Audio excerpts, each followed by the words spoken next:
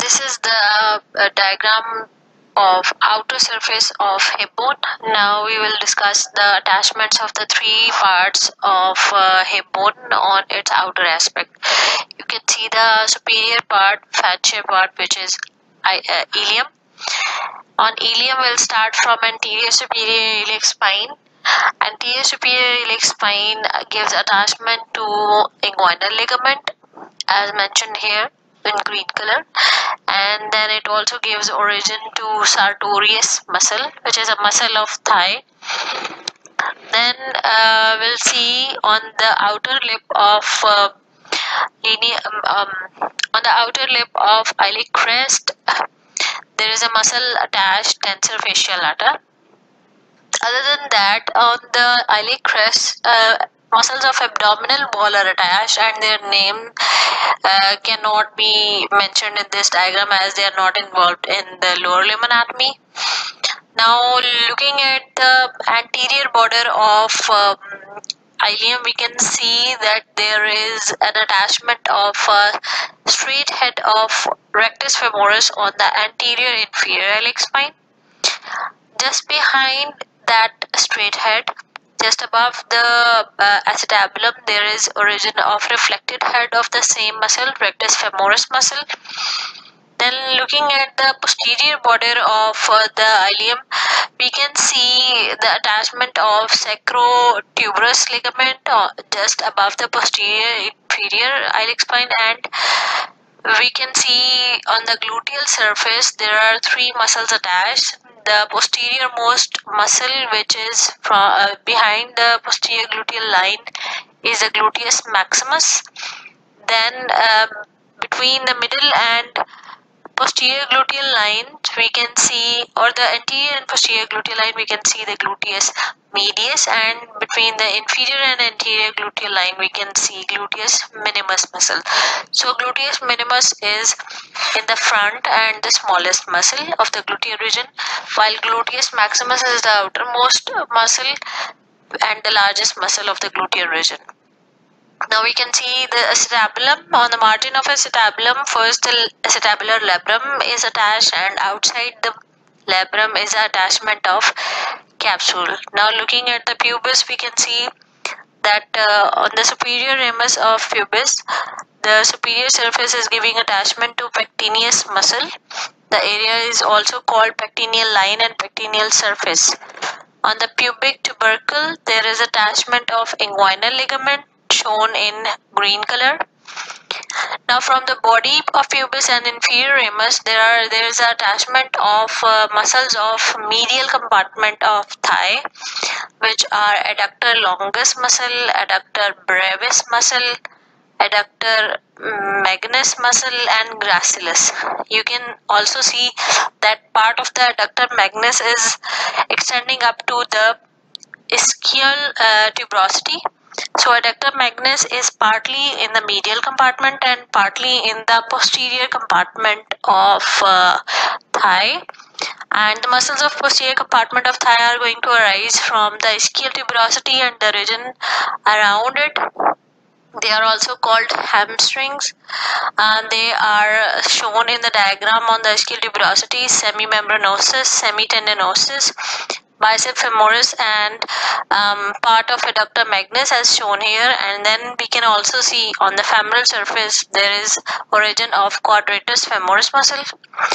Now small muscles are also taking origin below the ischial spine. You can see two muscles, gemellus superior and gemellus inferior, from the greater sciatic knot.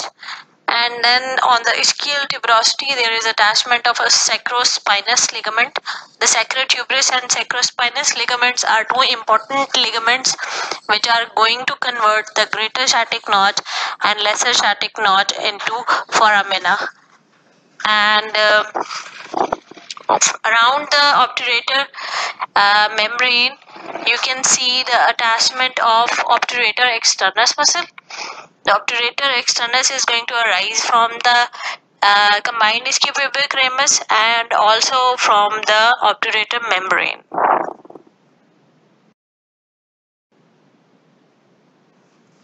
Mostly the lower limb muscles are arising from the outer aspect of hip bone. The inner aspect of ilium gives attachment to an important muscle, which is iliacus muscle, which is going to be inserted on femur, and then we can see on the superior surface of the pubic ramus there is pectineus muscle. Other than that, you can also see a muscle arising from the inner side of sacrum, piriformis muscle, which is going to be inserted on the femur. Other than that, the other muscles which are taking origin from inner surface are not important in case of lower limb anatomy.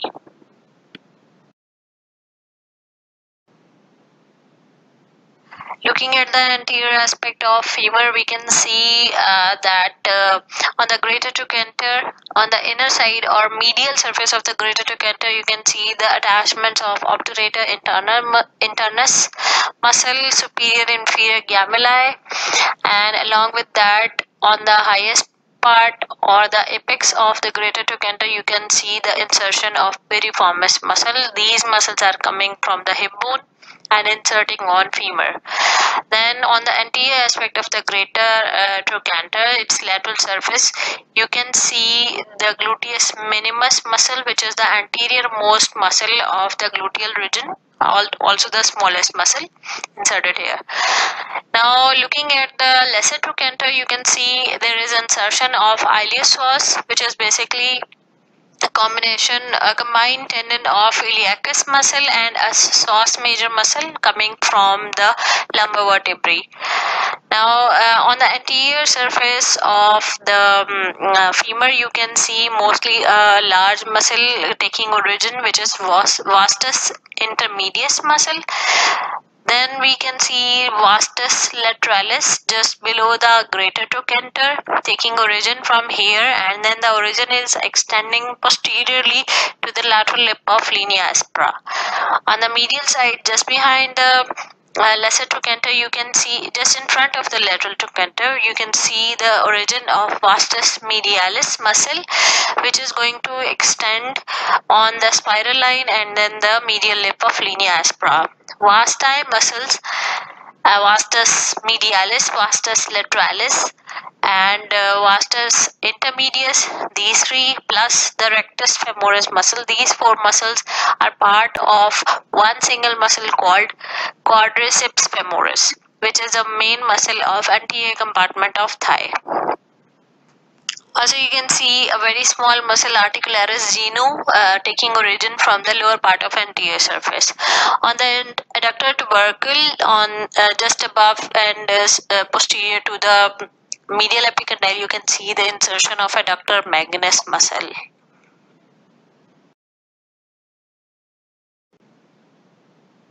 You can see a lot of muscles attached on the posterior aspect of femur. Will start from the upper end. On the inner side, again, in the fossa of greater trochanter on the medial surface, there is attachment of obturator externus, which is posterior to the attachment of obturator internus and gemelli, which you had seen on the anterior aspect.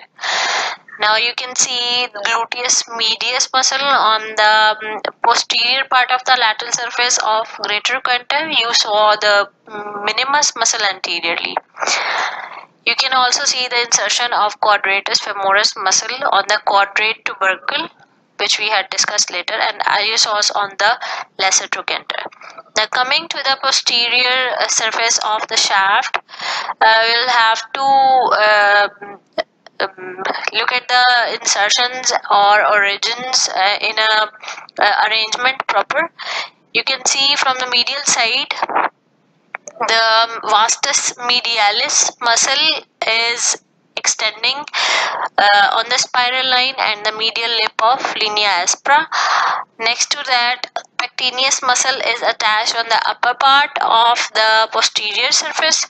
Then we can see that adductor longus and adductor brevis muscle are attached lateral to the vastus medialis origin on the intermediate area of linea aspera. Next to that, a large insertion area is seen on the adductor magnus muscle. Adductor magnus muscle is inserted on the linea aspera here, then there is a gap, and then the other part of adductor magnus is inserted on the adductor tubercle. So there is a gap between the insertions of adductor magnus muscle, which is important because this is the foramen or a hiatus of adductor magnus seen in the insertion. Then next to that you can see origin of bicep femoris muscle, and next to that on the lateral lip of linea aspera we can see the origin of vastus lateralis is extending. So on the upper part of the posterior surface, the lateral lip also was extending up to the gluteal tuberosity, and gluteal tuberosity is giving insertion to the largest muscle of gluteal region, the gluteus maximus muscle. In the lower end of femur, you can see just above the medial and lateral condyles, there are the two heads of an important muscle of leg, which we'll see later. The medial head and lateral head of gastrocnemius muscles are taking origin, and also from the part near the lateral epicondyle, postero-inferior to the lateral epicondyle, we can see a muscle originating called popliteus muscle. The arrangement of the muscles attaching on the linea aspera is very important. You have to memorize these muscles in proper order.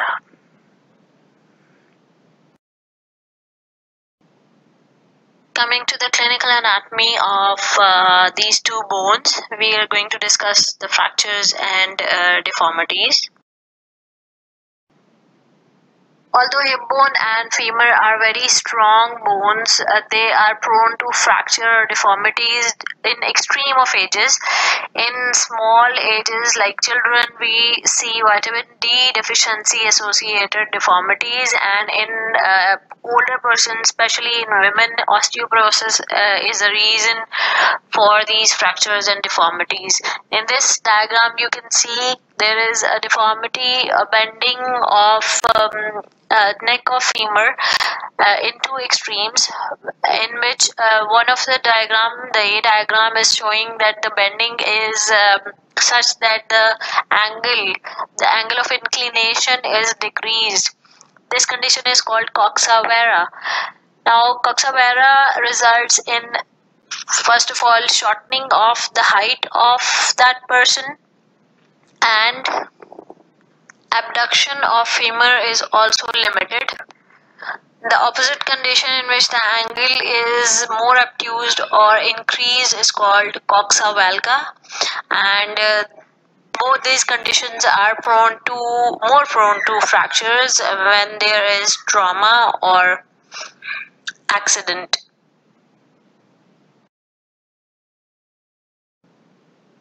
Here you can see a transcervical fracture or the fracture of neck of femur. These fractures are usually also known as hip fractures, because in hip fractures mostly the neck of femur is broken. These are associated mostly with old persons and in osteoporosis, especially in female. And in this condition, the blood supply of the upper end of the femur is disrupted in some cases, except for the region around the fovea, where there is another artery entering the round ligament of head of femur. These fractures are usually associated with initial changes in angle of inclination, and then a small trauma or accident can result in these fractures in old age especially. Spiral fractures of the shaft can also occur, especially in athletes who land with a great force on their legs and during car accidents or other vehicle accidents. In this condition, the fragments may overlap each other, and also that there are important vessels of this region associated with the shaft, and the edges of these fragments can sever those vessels and nerves related.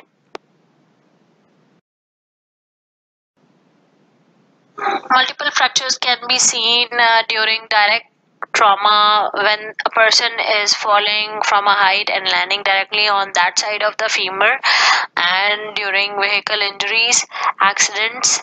And you can see in the x-ray that the lesser trochanter is broken separately, and then there is fracture of along the intertrochanteric line.